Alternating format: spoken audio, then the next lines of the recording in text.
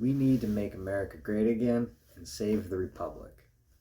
This country is a republic. It is not a democracy. When you pledge allegiance to the flag, you pledge allegiance to the republic for which it stands. And so it needs to be governed like one. It needs to be governed by Republicans, real Republicans, not rhinos, not a bunch of poser conservatives and vulture capitalists. Real conservative Republicans.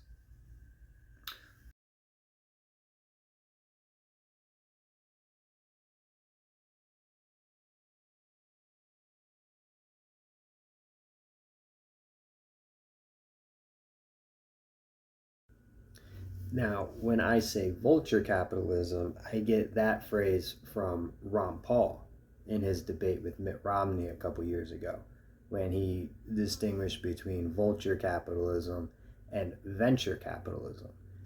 Now, obviously, capitalism is the superior socioeconomic theory, and one that is also being under attack. The difference between a venture capitalist and a vulture capitalist. And venture capitalists are good. They go in, they inject their capital, they create jobs. Bain capital, on the other hand, it appears to me, were vulture capitalists all too often.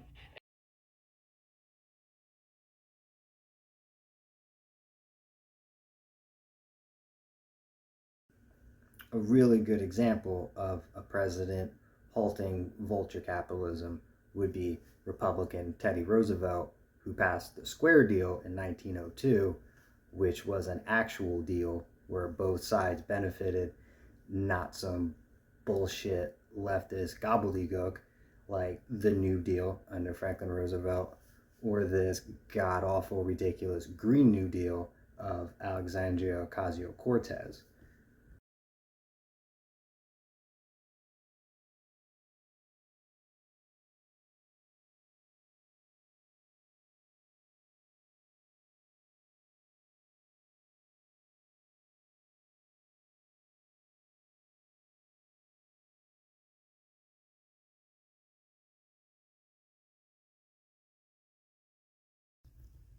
But I don't want to get too off topic with that. I want to come back to my main point, which is saving the republic by coming back to traditional constitutional values, and to bring back the Federalist Party. And the Federalist Party was our first political party that came about during the Constitutional Convention of the 1780s, when Alexander Hamilton, with help from James Madison and John Jay, wrote the Federalist Papers throughout newspapers in the country. And he took the pen name of Publius because Publius Poplicola was the one who founded the Roman Republic when he ousted the monarchy in like 504 BC or somewhere around there.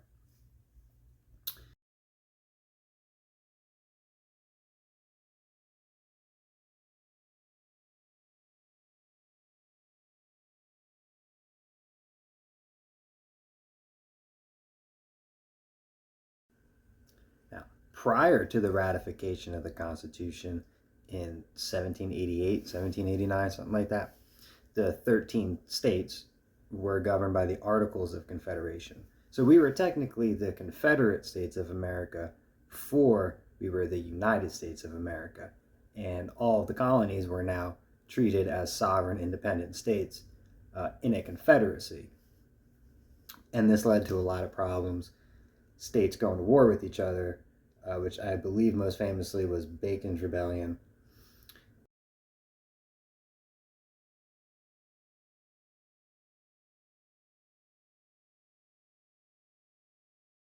And so a constitutional convention was called to find a new form of government, which was the federal government we have now, which is a union of states. It's not where the federal government just decides everything. In fact, the word federal comes from Latin foedus, which means a treaty. We're all bound by this treaty, which we call the Constitution. Again, we are a union of states.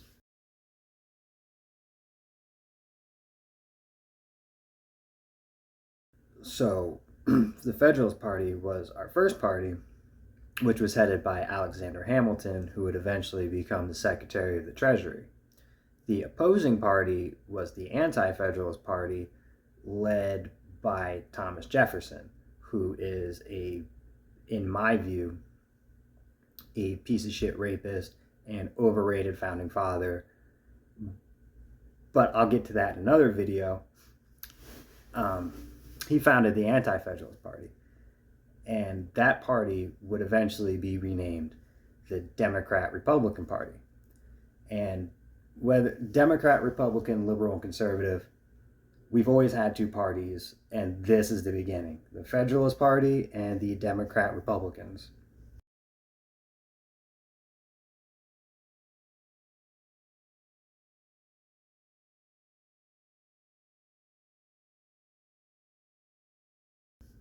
Now, obviously, our first president was George Washington, and he did not publicly support a party because he wanted to give the image of unity.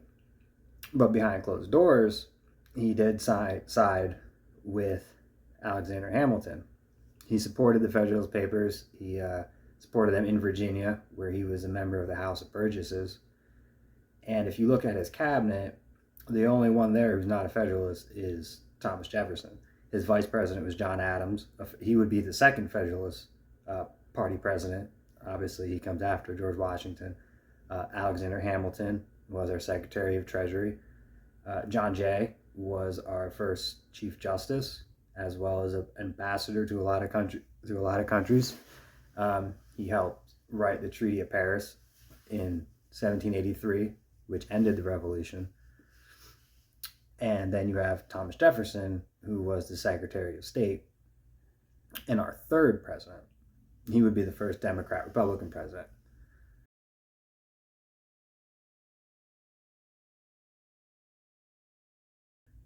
Now, later on, these parties would split when John Quincy Adams was elected president, and Andrew Jackson claimed that it was a corrupt bargain. The corrupt bargain was, in his view, what made John Quincy Adams president.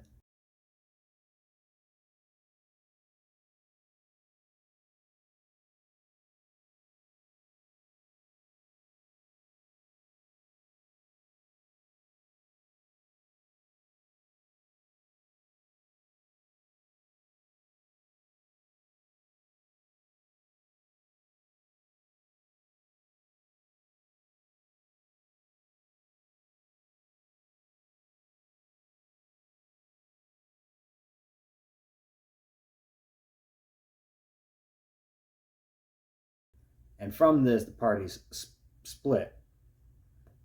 And they split with Jackson, and so they became the Democratic Party and the National Republican Party. And then that absorbed the Federalist Party. After Jackson's presidency, so John Quincy Adams is president, and then Andrew Jackson, and then Martin Van Buren. Around that time, when Jackson was out of the picture, there wasn't anything holding it together because it was only a party dedicated to being against Andrew Jackson. And then, so the National Republicans went away, and it was renamed the Whig Party. And the first Whig, we've only had like 4 Whig presidents: William Henry Harrison, John Tyler, Zachary Taylor, and I want to say Millard Fillmore.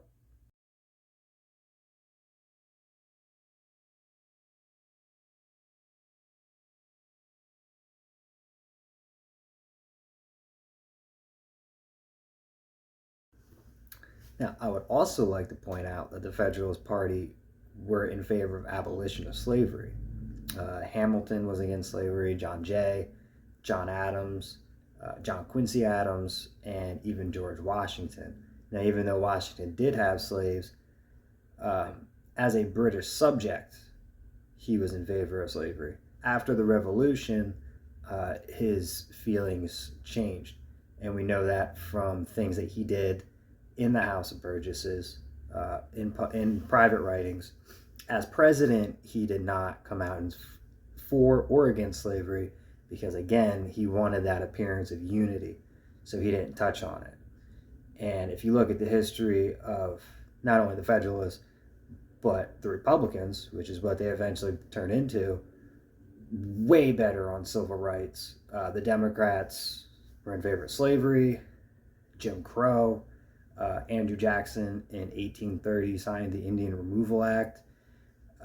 Franklin Delano Roosevelt signed the Indian Relocation Act. Grover Cleveland signed the Dawes Act of 1887. Also, Franklin Delano Roosevelt, rounded up Japanese and put them in internment camps. Harry S. Truman dropped 2 nuclear bombs. The only political party in the history of the world to use nuclear weapons was the Democratic Party. They did it twice. Now, I feel that we can get back to this. One thing I really like in the civil rights movement is that I am a way bigger fan of Malcolm X than I am Martin Luther King. People get surprised by that. I'm going to do a lot of videos on Malcolm X too. So if you liked what you've seen and you want to see more of my opinions, please like and subscribe. Get me some exposure and some viewerships. But yeah, I'm a huge Malcolm X fan. Again, because he seems like a Federalist. He reinforces the idea that we are a union of states. We are a union of people. And one of the quotes I like by Malcolm X is the biggest problem in the history of America and currently is race. And whenever somebody comes to talk openly and honestly about race, the media calls him a racist and an extremist, and thus the problem never gets solved. There are many whites who are trying to solve the problem, but you never see them going under the label of liberals. That white person that you see calling himself a liberal is the most dangerous thing in the entire Western Hemisphere. He's the most deceitful. He's like a fox, and a fox is always more dangerous in the forest than the wolf. You can see the wolf coming. You know what he's up to, but the fox will fool you. He comes at you with his mouth shaped in such a way that even though you see his teeth, you think he's smiling. Well, that's my video. I hope everybody liked it. I do plan on making more videos and getting more in depth in certain topics, certain aspects of the Federalist Party and current political issues, etc., etc. If you liked it, please like and subscribe. Let me know what you like in the comment section. If you didn't like it, tell me something. Maybe I'm wrong. Maybe you got a different opinion. It's always great to see different perspectives. That's how you learn. You learn from reading and listening to things that you disagree with. All right. Hopefully, I'll see you guys in another video. Thank you.